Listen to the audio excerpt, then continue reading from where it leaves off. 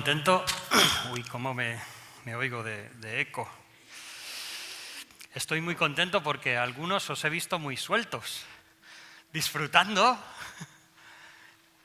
Estaba con la tentación de decir, vamos a tener alabanza de niños todos los domingos, porque algunos no os había visto dar palmas y disfrutar como se está oyendo. Muchas gracias.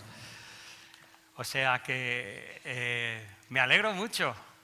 Me estaba acordando de ese versículo que dice que llegó el verano, pasó el verano y no hemos sido salvos. Y de verdad no podemos dejar pasar esta vida sin disfrutar de las cosas de Dios. Dios no es solo una disciplina. Dios no es solo una obligación o una negación, ni mucho menos. Dios es gozo. En su presencia hay plenitud de gozo. Y eso también lo tenemos que expresar. Tenemos que limpiar nuestros corazones de cosas sucias, eso sí es importante. Pero la alegría, ¿qué es lo que pasa? Que a veces no nos podemos alegrar, de verdad. Eso es tema para otro mensaje. Vamos a ir a la Escritura. Y tenemos una oración primero. Vamos a meditar acerca de la familia y el papel que tiene en nuestro equilibrio personal. Pero primero tendremos una oración. Vamos a orar. Señor, te damos muchas gracias, Padre. Gracias por tu palabra, porque es luz a nuestro camino. Te damos gracias, porque en ella encontramos sabiduría. Confesamos delante de ella, Señor, que nosotros podemos saber algunas cosas, pero no llegamos hasta el fondo de nuestros corazones. Y pedimos que nos ayudes para que tu palabra pueda hacer esa obra para la cual nosotros nos vemos tan limitados. Pedimos tu bendición en el nombre del Señor Jesús. Amén. Una pregunta.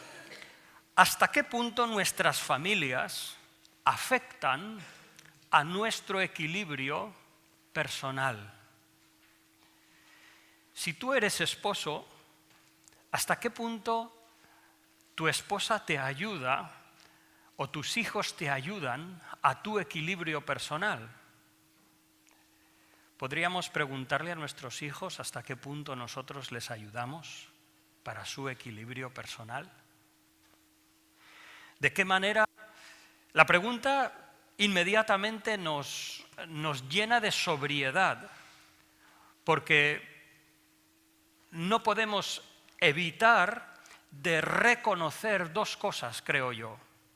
En primer lugar, la realidad de que la vida familiar es una columna para nuestro equilibrio como personas, pero en segundo lugar también nuestras carencias. En las familias es donde estamos en las distancias cortas, donde nuestras vulnerabilidades se muestran, donde nos volvemos más tozudos, donde a veces nos volvemos más egoístas. Un estudio de la Universidad de Harvard dice, aquí estamos. Un estudio de la Universidad de Harvard que se ha hecho en un periodo de 75 años demuestra, comillas, que los hijos de familias unidas, y unidas no se refiere a solamente vivir debajo del mismo techo, sino se refiere a haber podido cultivar una complicidad y una intimidad juntos. Los hijos de familias unidas son inmensamente más felices y estadísticamente mejores padres y madres. A veces nos podemos preguntar cuánto lastre arrastramos de nuestras familias, de nuestros padres o nuestros abuelos. Yo vengo de un hogar roto, divorciado, y recuerdo cómo mi madre me decía cómo mis abuelos, sin quererlo, habían contribuido a esa ruptura. Y cómo esos problemas de un inicio Pasaron de los abuelos a los padres, a los hijos, y yo me he tenido que arrepentir de algunas actitudes que he heredado. Y espero que al menos, si no remediarlas, haya podido mitigarlas.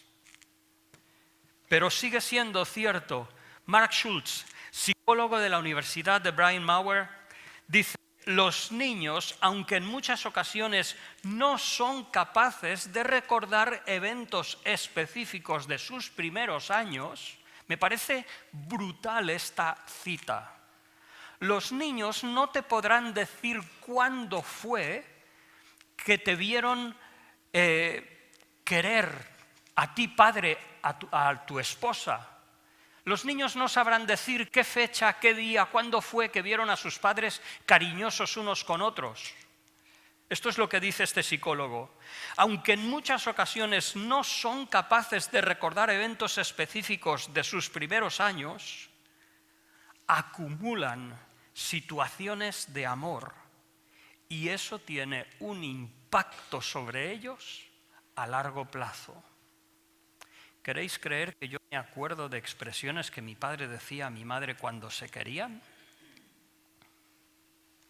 Y estoy seguro que vosotros podéis decir lo mismo.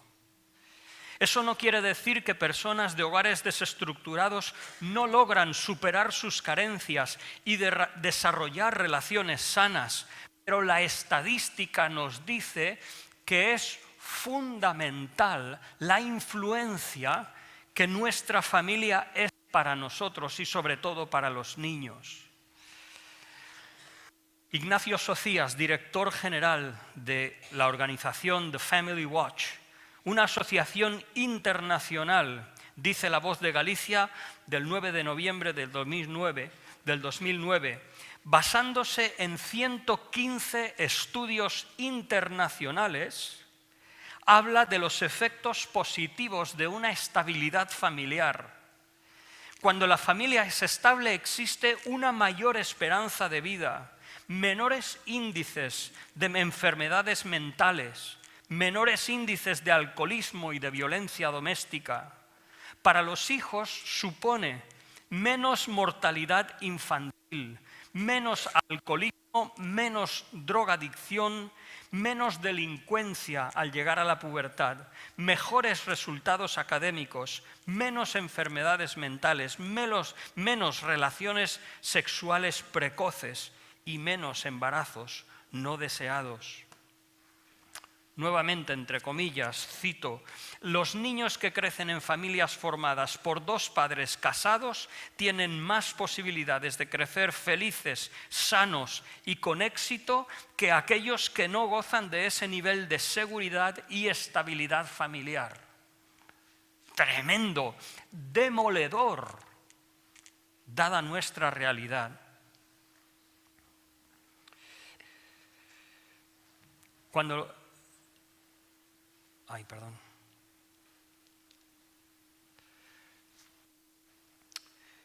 El equilibrio emocional en el niño es de gran importancia para poder desarrollar sus capacidades, sus habilidades y su potencial.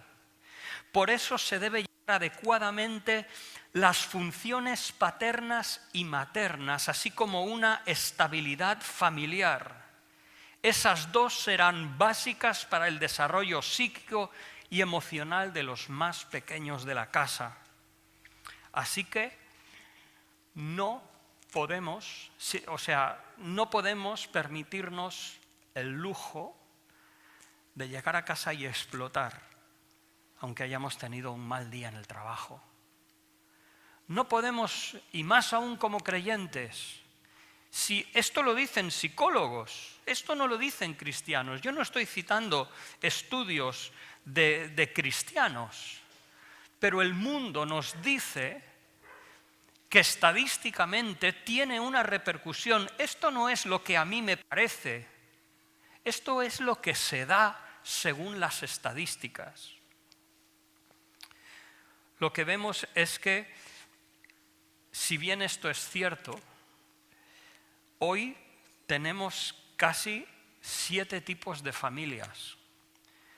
La familia normal, que diríamos, o tradicional, de 2 padres y los hijos, pero tristemente también tenemos familias monoparentales, que por cualquier causa, por una crisis, algo que nadie desea, algo que nosotros queremos ayudar. Nosotros como cristianos no estamos para proyectar nuestro dedo y acusar a nadie, estamos para ayudar y para restaurar.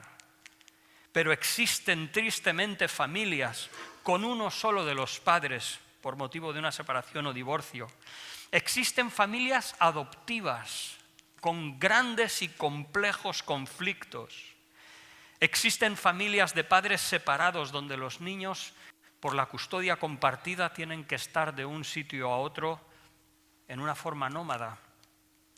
Tenemos hoy en día también familias homosexuales. Tenemos también familias extensas donde los abuelos o los tíos están implicados directamente en la crianza de los niños. Y también tenemos familias con una carencia porque a lo mejor uno de los padres ha fallecido. Y eso supone un problema en lo que es el núcleo familiar. Con todo y con eso, fijaos lo que dice el psicólogo que he presentado antes, Ignacio Socias. Dice que durante los últimos años se ha debilitado la consideración social del matrimonio, de la estabilidad familiar y del compromiso matrimonial. Me parece tremendo y me parece una esquizofrenia, porque por una parte el mundo claramente, o la sociedad en general, claramente nos dice que hemos de cuidar de nuestros niños, que la estabilidad familiar, el tipo de familia tradicional, tiene una influencia muy positiva en nuestros hijos. Sin embargo, el mundo de los medios de comunicación, el desenfreno que se fomenta a todos los niveles, la erotización de la sociedad en la que vivimos, lo que hace es romper eso que la sociedad misma nos está diciendo que es bueno hacer para nuestros hogares. Así que por una parte tenemos el ideal que el mundo presenta, que en un sentido es bueno, no es malo. De hecho, es que, como veremos después, hay familias que no son cristianas y a veces presentan una estabilidad y un bienestar familiar más alto que algunas familias cristianas. Y dices, ¿cómo es posible?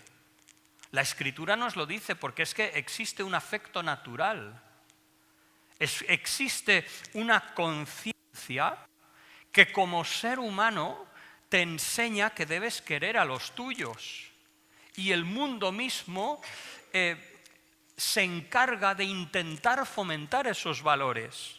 El problema es que luego, por ejemplo, a la hora de fomentar el mercado de la música de los adolescentes, tú ves vídeos donde presentan para adolescentes y presentan a los padres como unos monigotes, como unos fanáticos intolerantes, como unos radicales que lo único que hacen es cortarle las alas a sus hijos y privándoles de libertad. Y dices, pero bueno, no estás diciendo que los padres es bueno, pero es que eso no vende. Eso no vende. Así que por una parte nuestra sociedad te tienta, te engatusa, te mueve a la rebelión, a lo que es el sexo desenfrenado, a una cultura de disfrutar sin preocuparte de nada, y luego por otra parte están los psicólogos en su despacho diciéndote que no debes seguir eso, sino que debes fomentar unos valores familiares que puedas transmitir a tus hijos. Y luego está el creyente, que nosotros como creyentes lo que decimos es que el mundo tiene un concepto natural y aún ellos pueden ver hasta un punto, pero como creyentes deberíamos aún vivir en un nivel más alto. Vivir en un nivel más alto. ¿Cómo podemos entender que familias no cristianas a veces muestran más estabilidad que algunas cristianas? O una segunda pregunta que creo que es muy pertinente. ¿Ser una familia cristiana por ser creyentes, supone eso una tensión añadida? Creo que sí, creo que sí. Creo que intentar transmitir a nuestros hijos una enseñanza y unos valores que el mundo constantemente está bombardeando es una tensión añadida. Pero también el Señor, como dice, Él da mayor gracia. Y tenemos que buscar esa mayor gracia. Por eso es tan importante que encontremos momentos para saltar con nuestros hijos de que canto gloria, gloria, gloria. Claro que sí, nuestros hijos necesitan saber que no solo lloramos a los pies de Dios, no solo nos arrepentimos a los pies de Dios, no solo estamos solemnes a los pies de Dios, también disfrutamos y nos reímos en su presencia. Y nos gozamos y saltamos, ¿por qué no? Creo que a todos nos ha gustado, ¿o no? Dejadme ir a dos pasajes de la Escritura. Mira, bueno, voy a leer dos pasajes. Bueno, voy a saltarme porque, como dicen, el que mucho abarca, poco aprieta. Voy a leer dos pasajes y me voy a centrar en uno solamente. Porque estamos hablando de relaciones cercanas que aportan equilibrio a nuestra vida. No es sano vivir como un ermita, vivir como un escenio apartado en el monte, solo nosotros. No es sano. Necesitamos no solo la familia, sino a veces en su defecto, y no para sustituir a la familia, pero también necesitamos, sobre todo cuando no tenemos familia cerca, necesitamos personas que nos ayuden a centrarnos, a que nuestras opiniones sean contrastadas, a que lo que nosotros creemos que merecemos o que es justo, que alguien nos diga que no siempre tenemos la razón. Para nuestro equilibrio necesitamos la familia y en su defecto necesitamos amigos o personas cercanas. Y en este caso la Iglesia. Por algo se nos dice en la Escritura que somos hermanos en Cristo. No solamente para venir a la Iglesia, sino para compartir relaciones estrechas y profundas. Dos textos. El primero, Eclesiastés 4, del 9 al 12. Mejores son dos que uno. Este es en el contexto de una herencia. Mejores son dos que uno, primero, porque tienen mejor paga, porque su trabajo rinde mayor fruto que si uno trabaja solo. Aquellos que sois autónomos entendéis esto a la perfección. Que si vais a hacer una reforma, si hacéis una fachada, intenta montar tú solo un andamio. Mejor son dos que uno porque mejor paga tendrán de su trabajo. Segundo, porque si cayere en el uno, levantará a su compañero. Y dice Salomón, ay del solo que cuando cayere no tenga segundo que lo levante. Aunque nos duela reconocerlo, nos caemos. Nuestro ánimo no está siempre glorioso. Tenemos también nuestras necesidades y hemos de reconocerlos y dejar que otros nos ayuden. También si dos durmieren juntos, dice Eclesiastés, se calentarán mutuamente. ¿Cómo se calentará uno solo? Y si alguno prevaleciere contra uno, dos le resistirán. Estamos viviendo en un mundo de conflictos y de personas o influencias que buscan dañar tu vida familiar, esa relación estrecha. Si alguno prevaleciera contra uno, dos podrán resistirle. Necesitas un compañero, no puedes pelear solo la batalla. y nuestros hijos tampoco pueden, debemos estar con ellos. Nuestras esposas tampoco pueden, tenemos que estar con ellas. Y nosotros, maridos, tampoco podemos estar solos. Otro pasaje que quiero leer, y aquí sí me voy a detener un poquito más, tiene que ver con Efesios 5, 21 al 6, 4. Un pasaje que ya conocemos, pero que me gustaría resaltar qué virtudes o qué formas ayudan en nuestro entorno familiar. ¿Qué es lo que hace que un ambiente sano familiar sea de bendición, de apoyo, de sostén al resto de familia? ¿Qué responsabilidad tenemos nosotros en ello? Para eso leo Efesios capítulo 5, versículo 21. Dice Pablo, una declaración general: someteos unos a otros en el temor de Dios. Las casadas estén sujetas a sus propios maridos como al Señor, porque el marido es cabeza de la mujer, así como Cristo es cabeza de la Iglesia, la cual es su cuerpo y Él es su Salvador. Así que como la Iglesia está sujeta a Cristo, así también las casadas lo estén a sus maridos en todo. Maridos, amad a vuestras mujeres, así como Cristo amó a la Iglesia y se entregó a sí mismo por ella, para santificarla, habiéndola purificado en el lavamiento del agua por la palabra, a fin de presentársela a sí mismo, una iglesia gloriosa, que no tuviese mancha ni arruga ni cosa semejante, sino que fuese santa y sin mancha. Así también los maridos deben amar a sus mujeres como a sus mismos cuerpos. El que ama a su mujer, a sí mismo se ama, porque nadie jamás aborreció su propia carne, sino que la sustenta y la cuida, como también Cristo a la Iglesia, porque somos miembros de su cuerpo, de su carne y de sus huesos. Por eso dejará el hombre a su padre y su madre, y se unirá a su mujer, y los dos serán una sola carne. Grande es este misterio, mas yo os digo esto respecto de Cristo y de la Iglesia.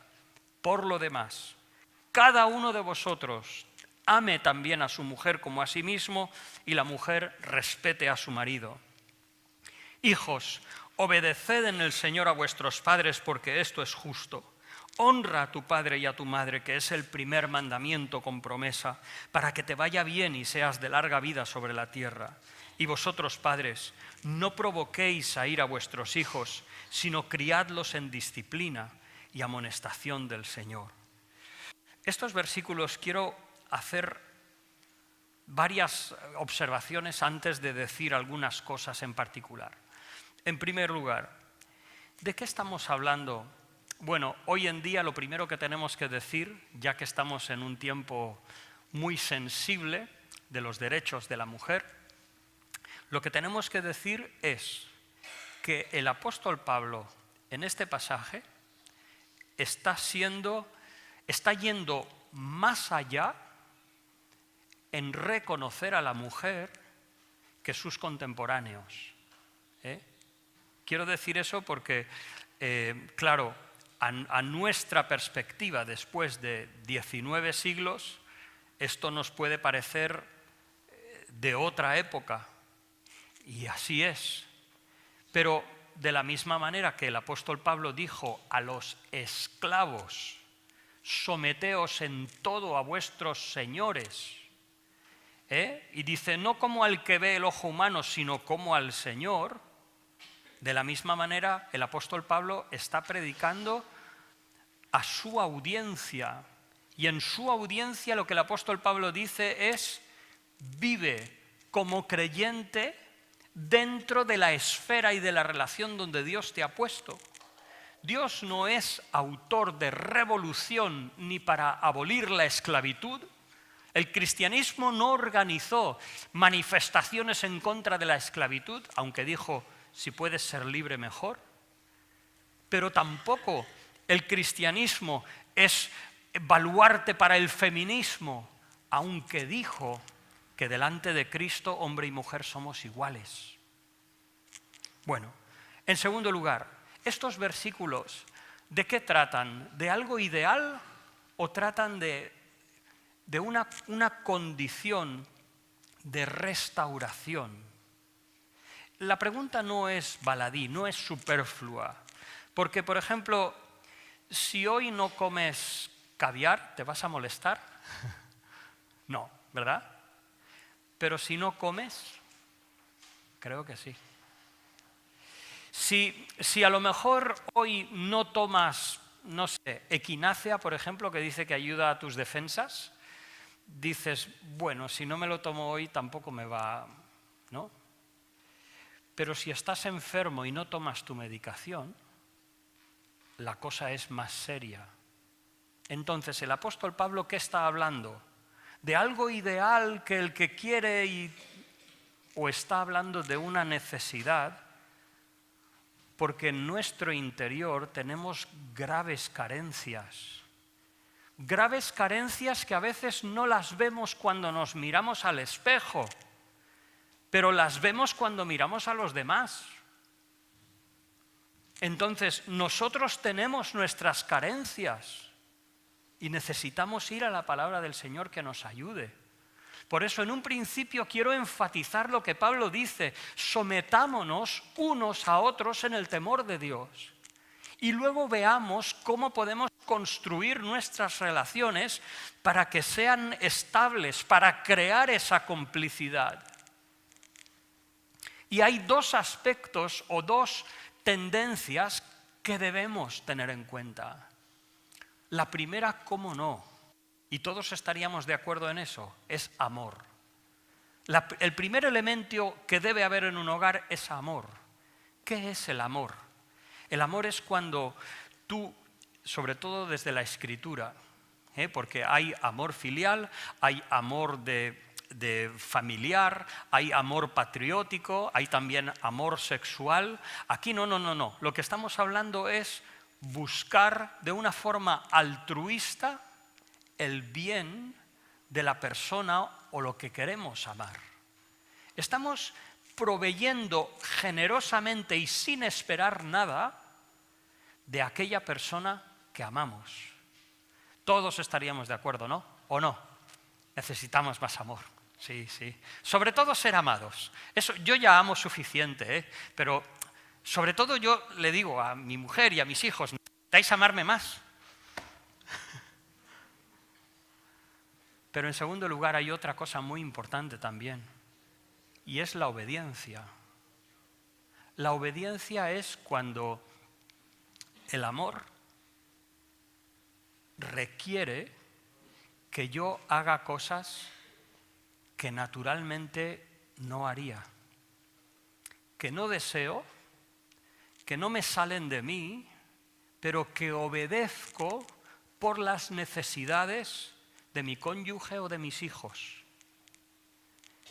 Y ahí es cuando nos cuesta. No, yo sé cómo, yo sé cómo. ¿Por qué no te dejas que te lo digan? ¿Cómo duele? ¿Cómo duele? Es cierto que a veces cuando alguien de fuera te dice, dices, es que yo no quería, pero no nos defendamos tanto. Que el Señor nos ayude, porque todos tenemos esa necesidad. Seguimos adelante. Bueno, beneficios de una amistad profunda nos lo vamos a saltar porque no tenemos tiempo. Pero el apóstol Pablo comienza para el entorno familiar con un principio general, y este es que nos sometamos unos a otros. El verbo literalmente significa colocar algo debajo de otra cosa. Cuando se usa de personas y se usa activamente, es que tú te ubicas debajo de otra autoridad. Algo tan extraño y tan raro como el oro en la tierra que pisamos, ¿no? ¿Quién se somete debajo de otra persona para que le diga lo que tiene que hacer? Nosotros decidimos. A mí nadie me va a decir lo que tengo que hacer. Pues bien, la complicidad en la familia no se construye, sino es partiendo de ahí. Ahora, fijaos,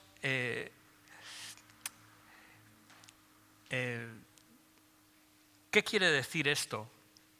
¿Qué quiere decir que Pablo exhorta hacia someterse unos a otros? A quien tenemos escribiendo es a un apóstol que se hizo siervo de todos para llevarlos a Cristo. A los judíos se hizo judío, a los griegos se hizo como si él no tuviera ley. Se sometió a las presuposiciones y prejuicios de los demás para que pudieran encontrar a Cristo. De esa manera él podía decir: padres, madres, a todos, someteos unos a otros en el temor de Dios. Tenemos ejemplos, por ejemplo, la casa de Estéfanas dice: se ha entregado al servicio del Señor. Primera de Corintios 16, 15 y 16. Se ha entregado al servicio del Señor. Y esa palabra es a la esclavitud a los demás. Y Pablo dice: someteos a ellos y a personas que trabajan entre vosotros. Qué curioso cómo se maneja el servicio con la sumisión en el temor de Dios. Dejarme que siga adelante porque si no, no tenemos demasiado tiempo. Se nos habla, y aquí me gustaría empezar, dice la Escritura en Efesios, ¿dónde está que se me ha perdido? Las casadas estén sujetas a sus propios maridos como al Señor, porque el marido es cabeza de la mujer. Fíjate que dice que las casadas deben estar sujetas a sus propios maridos. ¿Sabes lo que decía Aristóteles? Aristóteles, en su libro titulado Política, página 1254, líneas 13 y 14, dice lo siguiente: en referencia a sexos, el varón es por naturaleza superior y la mujer inferior. El varón gobernante y la mujer sujeta. ¿Cómo se te queda el cuerpo? Mal. ¿Hay alguien que critique la lógica de Aristóteles? A ver, no, estoy hablando de su filosofía, estoy hablando de los silogismos, estoy hablando del espíritu crítico y de pregunta que se utilizó en el mundo, digamos, científico hasta el año 1000 después de Cristo.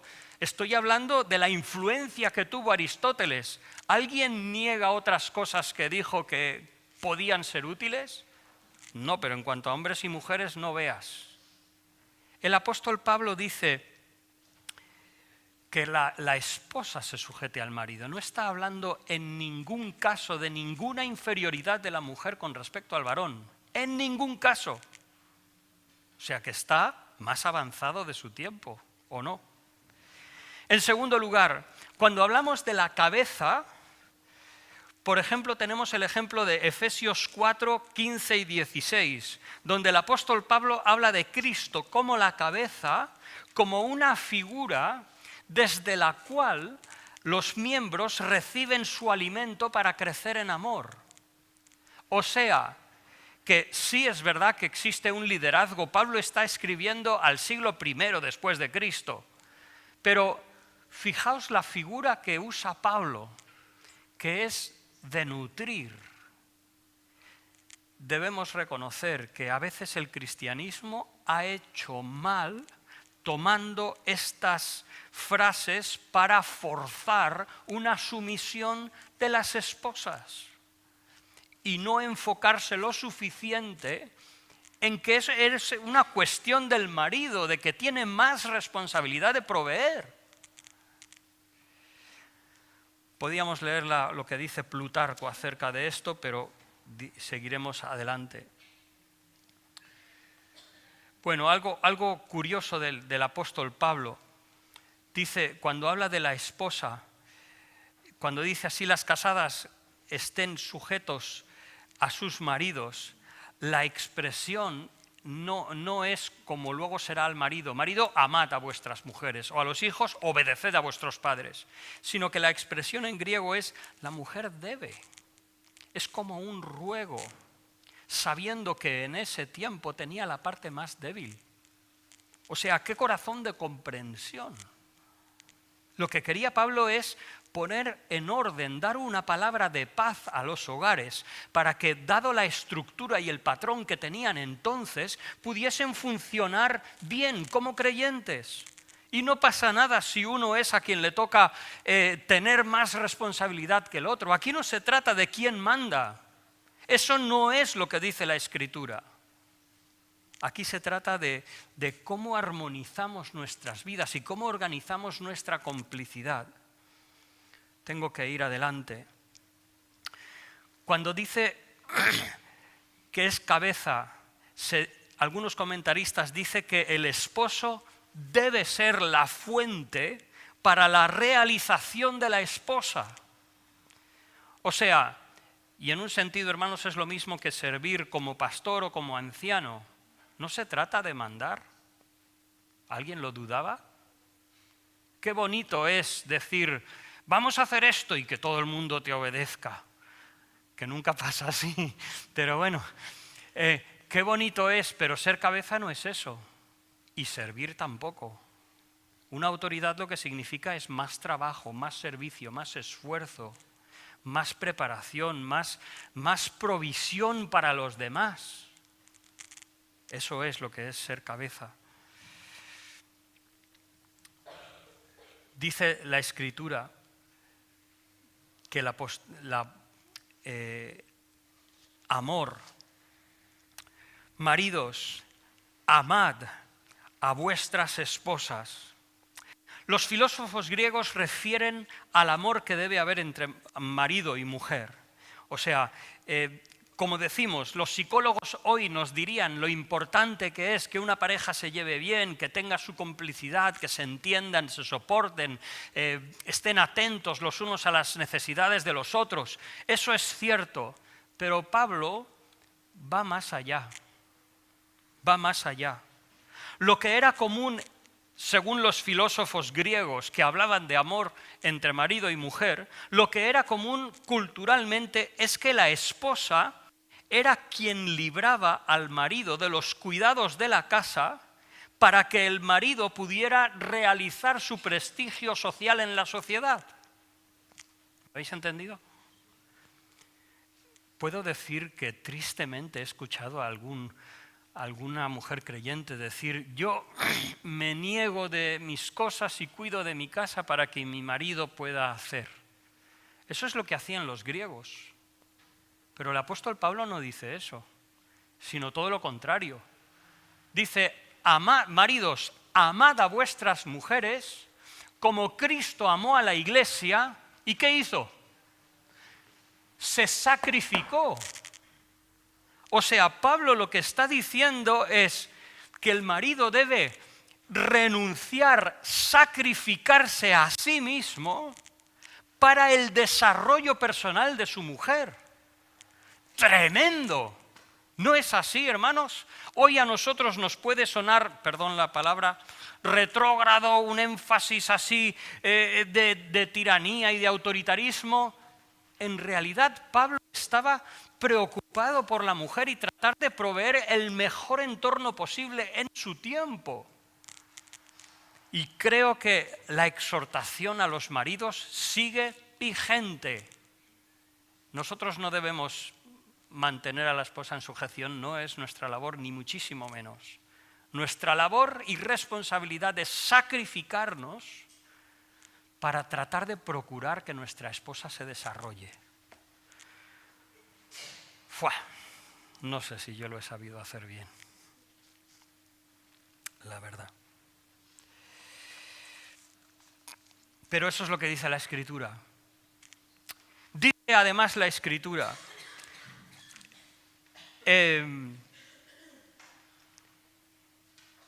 a fin de presentársela a sí mismo, una iglesia gloriosa que no tuviera mancha ni arruga ni cosa semejante. ¿Sabéis la imagen que nos presenta aquí Pablo?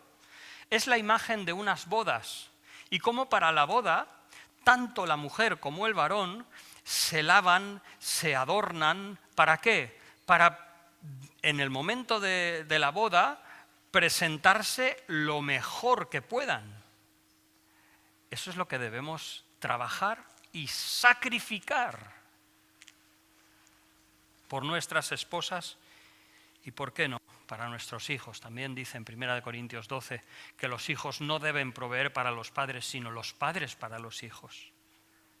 Entonces, eso que vemos en el mundo a veces, de que el padre toda la vida quiso ser futbolista y como él no pudo, mete a su hijo en clubes de fútbol día y noche, no le importa si no estudia con tal que vaya al fútbol para que el hijo sea lo que el padre nunca llegó a ser, eso entre creyentes no debe existir, no debe existir, no debe existir. La idea del apóstol Pablo, sustento y cuidado, es lo que el marido debe proveer para la esposa. Puedo decir la esposa al marido también, igual que antes no queremos tener, pero puedo decir, igual que 1 de Timoteo capítulo 5 dice que las viudas que sean jóvenes, las viudas que en verdad son viudas, que enseñen a las mujeres jóvenes a amar a sus maridos. O sea que esto también habla a las mujeres. Sustento y cuidado, hablando de las necesidades básicas, tanto físicas como emocionales.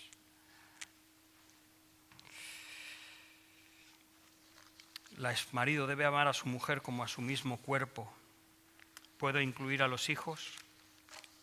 Para terminar, porque ya me he pasado 3 minutos y espero solamente 2 más. Pablo habla de ¿qué puede aportar una esposa a la estabilidad familiar? Mucho, sometiéndose a las necesidades de su familia, como por encima de ella. El marido lo mismo, someteos unos a otros en el temor de Dios, sacrificando nuestros beneficios por buscar el beneficio de la otra persona. Luego habla de los hijos. Aquí en los hijos no hay paliativos, así como para la mujer existe una cierta ternura, cierto tacto de Pablo, porque es la parte más débil en su entorno. Para los hijos no hay paliativos. Los padres, obedecer a los hijos, que se sujeten. En el mundo grecorromano había una figura que duró hasta el 374, que era la patria potestas, la patria potestad, ¿no?, de hoy en día. ¿Sabéis qué significaba la patria potestad entonces? Hoy en día lo que significa es aquel que tiene el privilegio de tener a los hijos en casa, ¿no? Más o menos. Entonces lo que significaba es que el pater familias, así se llamaba, era el dueño legal de la casa. Alrededor de él giraba toda la familia y él tenía la responsabilidad de protegerla. El padre estaba vinculado al gens que pertenecía, entre comillas. Gens habla de la unidad familiar grande, digamos lo que diríamos un clan familiar, y el patriarca. Curioso porque Pablo dice, dejará el hombre a su padre y a su madre y se unirá a su mujer. O sea, se separaba de lo que se llamaba el gens romano.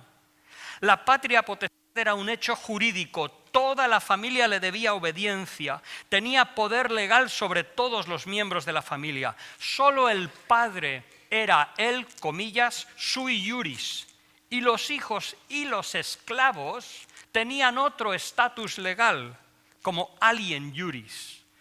El pater familias, el padre de familia, podía castigar al hijo, podía venderlo, no en Roma, pero sí en territorio extranjero, y podía abandonar a su hijo a morir de hambre. ¡Tremendo! Pablo lo que dice es, padre, no provoquéis a ira a los hijos,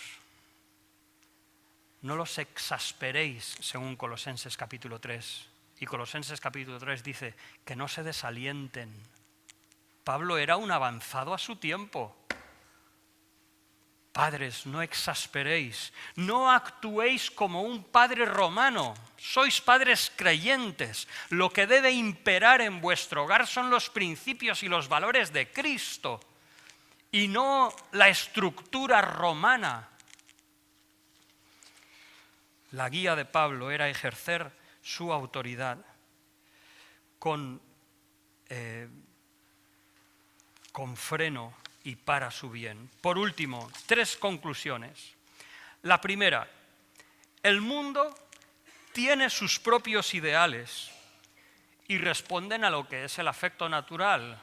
Y está bien, podemos buscar recursos en Internet, podemos buscar guías sobre cómo mejorar nuestra relación matrimonial, cómo mejorar nuestra relación familiar, y nos dirán buenas cosas, Y espero que no nos tengan que decir demasiado, porque eso quiere decir que no hemos atendido al Evangelio para que nos transforme y todavía seguimos siendo demasiado primitivos. Pero en segundo lugar, lo que vemos es que el Señor tiene unos ideales superiores de sacrificio, de amor, de entrega, de provisión, de preocupación por los demás, superiores al mundo en el que Pablo escribió.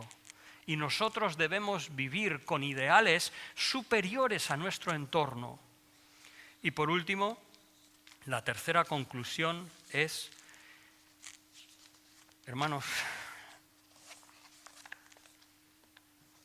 yo mismo llevo heridas como ser humano que soy, llevo conmigo heridas de mirar atrás y ver que podía haberlo hecho mejor y que en algunas cosas metí la pata hasta aquí. Pero, ¿sabes una cosa? Hay posibilidad de restauración, hay posibilidad de perdón. Para eso estamos en el Señor.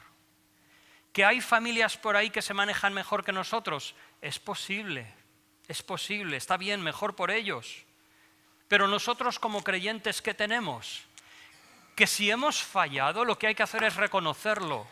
No te cortes, no te cortes. Es un gran efecto liberador decir, mira, me he equivocado, lo siento. Y luego intenta mejorar. Y el Señor puede que te sorprenda con algunas de las cosas que puede traer a tu familia y a tus hijos. Termino con la pregunta que comencé. ¿Qué estamos proveyendo nosotros para el equilibrio emocional y personal de los miembros de nuestra familia o de aquellos amigos cercanos que estamos tan estrechos que tenemos un vínculo así de estrecho? Que el Señor nos ayude. Dejaremos un par de minutos y si queréis escribir alguna pregunta, alguna cosa, y después si hay alguna pregunta que Silvia estime, pues podemos intentar responderla.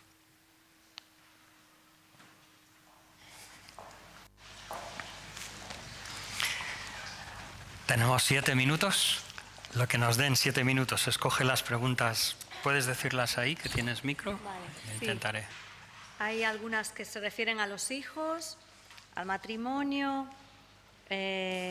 también el tema de los matrimonios que hay homosexuales hoy en día, incluso en el entorno de algunas iglesias que si lo aceptan o no.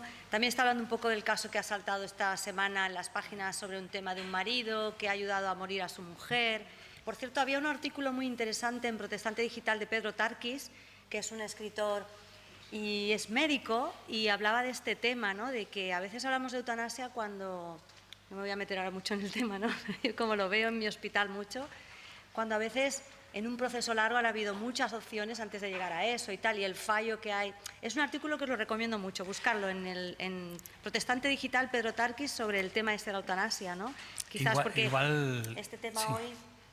Igual eso, para la pregunta de la homosexualidad, cuestiones de género, hace poco pues tuve la bendición de estar en el Congreso de la FIEIDE, donde se trató este tema, con talleres, conferencias, por parte de Esther Martínez, de Josep Araguás, de Esteban Figueiredo, y también Glenn Harrison, y entonces dedicaremos un domingo a tratar este tema. Entonces esa pregunta la dejaremos para otro lado, y la eutanasia igual también por eso, porque es un tema en sí mismo, entonces lo dejaremos a un lado. Quizás hay una que es muy general, pero esta me dice, ¿qué hacer con los hijos adolescentes que dicen aburrirse y no entender lo que se habla en el culto de la mañana? ¿Hemos de dejar que que se decida por ellos?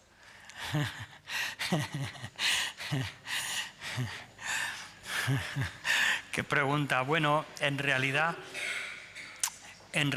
la adolescencia es una edad difícil donde los adolescentes llegan a una conciencia de sí mismos, buscan su propia identificación, a veces incluso incluye lo que los psicólogos llaman matar al padre, como negar la autoridad paterna sistemáticamente para buscar su propia identidad. Ese no es el caso de todos en absoluto, pero lo que me refiero es que, bueno, que en un culto a lo mejor no entiendan o eso, bueno, todos somos selectivos en lo que queremos entender o no queremos entender, ¿no? Todos somos selectivos. Entonces, yo creo que, debemos ser comprensivos. Para mí, como pastor, en este caso, buscaré de ser claro lo más que pueda para ellos. Y en cuanto a si traerlos a la iglesia o no, pues es un proceso, ¿no? Entonces, mi recomendación o lo que yo he transmitido a mis hijos es que durante un tiempo yo expresé a mis hijos y les dije, mira, yo no os pido muchas cosas, pero hay ciertas cosas que sí me gustaría que respetaseis mientras estáis en esta casa, debajo de mi techo. Yo proveo lo que necesitáis y trato de ayudaros en todo, pero mientras estéis en mi casa, os pido, entre otras cosas, hablando del culto, pues que nos acompañéis a la iglesia. Entonces, aún así, llega un momento, una edad, nuestra experiencia pues ha sido 15, 16, 17, donde bueno, a veces llega un momento que se genera una tensión que no es productivo en ningún caso forzar, ¿no? Entonces, bueno, es una etapa difícil en la vida de un hogar, porque tú tienes la convicción de que un par de horas a tu hijo no le supone un gran sacrificio, le supone un gran beneficio, ¿no? Pero es una época de tensión que ahí cada uno manejaremos según los patrones que hemos aprendido, según lo que nosotros pensemos que es más correctamente, y entonces ahí lo que yo sí animaría sobre todo es que habléis, marido y esposa, sobre los hijos, que no se tomen decisiones unilaterales. Si podéis hablarlo con un pastor, hablarlo con otras familias, también está bien, para que no tengamos una visión demasiado reducida de cuál es la necesidad o cuál es la situación. Y si llega el caso que al final no hay nada que hacer, seguir amando a los hijos, aunque no estemos de acuerdo con alguna de las cosas que hagan. Seguirán teniendo que haber unas pautas debajo de nuestros techos, y esa es mi convicción, deben seguir. No puede ser que ciertas cosas como, perdón, voy a decirlo así de claro, como que la chica o el chico se traiga a la novia o a la novia a casa y que tal y cual, deben haber unos límites mientras están en nuestras casas, pienso yo, esa es mi convicción. Pero el venir a la iglesia o no, pienso que no es un sine qua non, no es una de las primeras prioridades, porque llega un momento que ellos han crecido a un punto y no ayuda que nosotros presionemos hasta ese punto. Sí, rogar, sí, orar, sí, pero otra vez, espero que como iglesia nosotros hagamos nuestro papel en eso y también tengamos un espacio generoso para nuestros adolescentes y jóvenes en nuestras iglesias.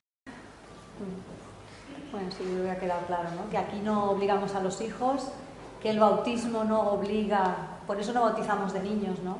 Ni somos hijos de Dios porque nos bautizan de pequeños, sino que es una decisión personal, ¿no? Y cuando ya tienen cierta edad en la adolescencia, hacia la madurez, son ellos los que deciden, porque el Señor no fuerza a nadie, ¿no? Decían, ¿no?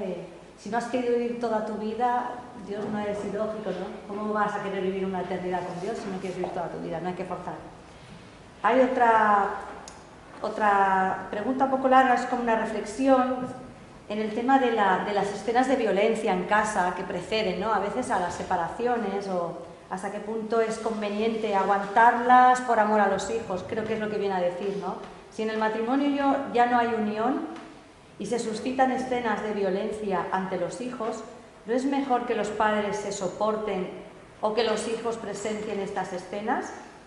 Aunque según la Biblia la unión matrimonial es para toda la vida, es entre una pregunta y una reflexión, ¿no? El tema de la violencia pienso que es, ¿no? O los conflictos. Bueno, entramos en un punto que ahí, como personas naturales, no debemos transigir. El abuso debe ser denunciado, la violencia no puede entrar en nuestros hogares y no se puede consentir. Entonces, si hay abuso, escenas violentas, habría que recabar dónde ha comenzado y que de esto, pero es absolutamente intolerable cualquier tipo de violencia en el hogar. Entiendo, estamos hablando entre cónyuges. Si llega a ese punto, pues a lo mejor se debe intentar solucionar desde la distancia, si es que es esto, pero esa mente antigua de los años 60 o 50 aquí en España de que el marido es violento y la mujer dice, ay, es lo que me ha tocado, eso no es cristiano. No. Cuando entramos en la cuestión del delito, nos tratamos como seres personales, jurídicos, con nuestros propios derechos inalienables. Un niño tiene sus derechos inalienables, o sea que ni él mismo puede renunciar a ellos, y los adultos tienen unos derechos y violencia esa línea no se puede pasar de ninguna de las maneras. Gracias. No sé tan claro.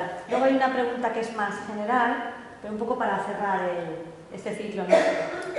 ¿Hacia dónde va nuestra sociedad si el valor de la familia se ha deteriorado, tal como tú has dicho? ¿Hacia dónde vamos? Es muy difícil. Es muy difícil. Queridos hermanos, aquí tengo que confesar, yo no soy ni psicólogo ni filósofo contemporáneo. Yo más bien soy teólogo, doctorado en teología, pero no en filosofía o en filosofía contemporánea. Diría que, como dice la Escritura, en ese declive que vemos en Romanos capítulo 1, cuando el hombre rechaza a Dios y se degenera en sus propios razonamientos, ¿no? Y hay toda esa escalera descendiente de degradación social. Entonces, por otra parte también decir una cosa, me pregunto a veces si no estamos viviendo un tiempo donde la Iglesia, que ha sido imperial, que ha sido injusta, que ha sido violenta, agresiva, pero que de alguna manera ha estado unida al poder y de alguna manera, aunque ha creado muchos males, también ha restringido otros, me pregunto si no se está desplazando y estamos simplemente volviendo al Imperio Romano otra vez. cosa que tampoco sería extraña a la escritura. Nos dirigimos hacia una sociedad con más conflictos sociales. Sí, sí, totalmente. Y que necesitan más herramientas de asesoramiento, de acogimiento, etcétera, etcétera. Sí, totalmente. Por otra parte, sí. Por otra parte, sí, una sociedad muchísimo más compleja. El hecho de que el mensaje cristiano esté confrontado con el mundo no es una novedad y no lo será. Problemas o cuestiones como la homosexualidad o eso, el imperio griego o el romano tenían más que nosotros. Entonces, ¿que necesitamos herramientas? Sí, pero también yo creo que si caminamos con el Señor nos quitará de muchos problemas.